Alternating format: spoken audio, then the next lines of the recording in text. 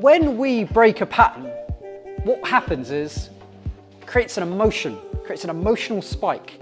And if you think about all the best social interactions you have, they have emotional spikes in them. You feel a burst of emotion. Now, every time you break a pattern in your social interactions, you create emotional spikes. But of course, why don't we do it? Because politeness, we want to be safe. When we do something we haven't done before, we feel a sense of uncertainty. We feel a sense of uncertainty when we're doing something new for the first time, until it gets boring. It becomes your new normal.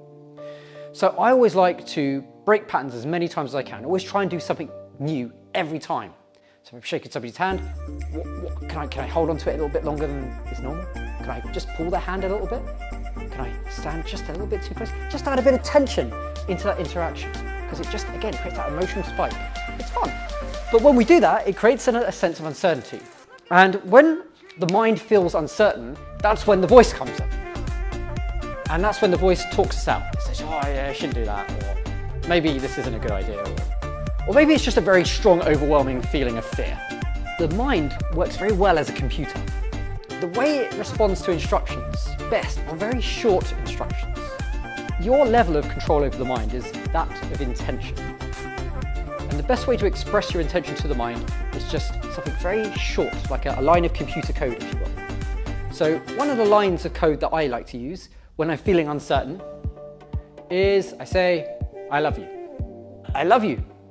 And I just keep saying, I love you, I love you, I love you, I love you, I love you. And I overwrite what's coming up in my mind by just repeating, I love you. Aim to go a week just saying I love you to that voice when it comes up. See what happens. When we're in a place of uncertainty, that's when we're very receptive to feedback, especially critical feedback from other people as well. Like, for example, judgment. So I want to be receptive of others, but I also don't want to pick up their story and add it to my own. In other words, I don't want to pick up their internal voice and put it in my internal voice. But I also want to listen to them. So the word I use is maybe.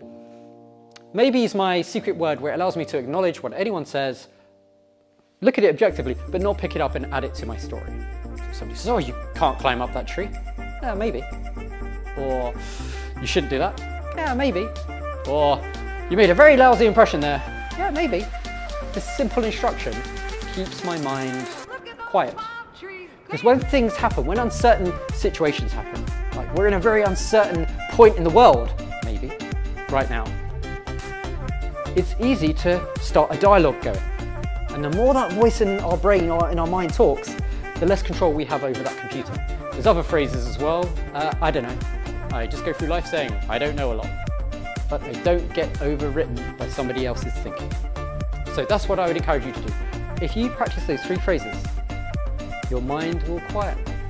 When your mind is quiet, it's relaxed.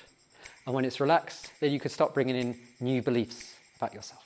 So when you're doing something crazy for the first time, something spontaneous, if you're doing it from a place of no fear, the chances are it's because you're curious. You want to know what's going to happen if you do this thing. This is a great place to be in. Now, curiosity and uncertainty both lead to the same place, which is here, but I haven't got anything to write on, so we will use our imaginations. What curiosity and the results of uncertainty both lead to is our belief about ourselves, our underlying belief. So I want to invite you right now to think of a belief you want for yourselves. Think of something you want for yourself, like a wish that you'd like to come true. Would anyone like to share what a belief they'd like for themselves? I can.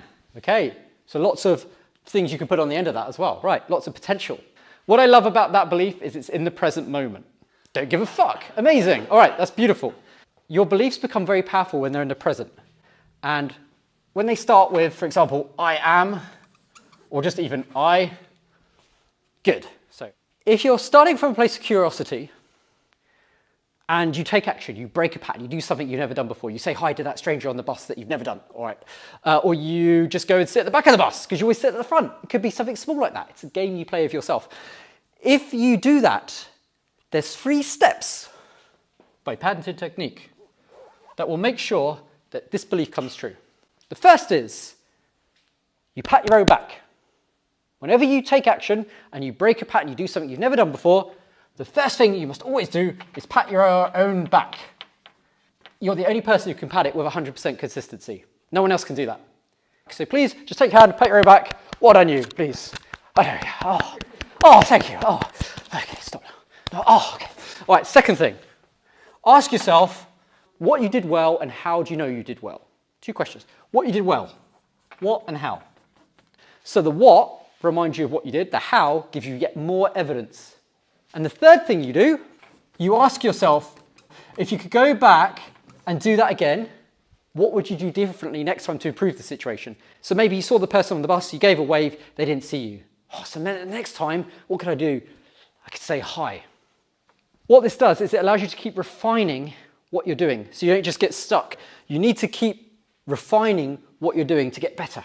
How you get better, really good at anything is, right, pat your own back for doing it, what you did well, how do you know, what would you do differently next time to improve the result?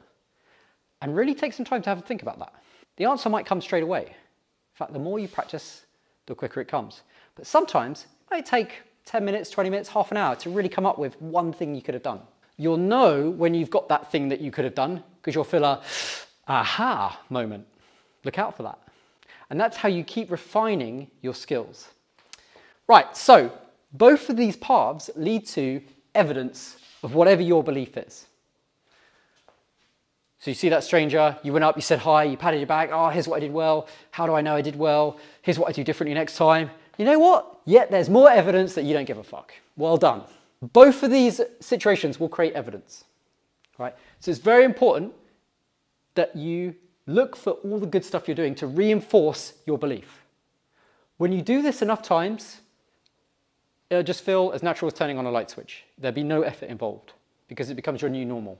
With that belief you've just set for yourself, go out and get evidence for it.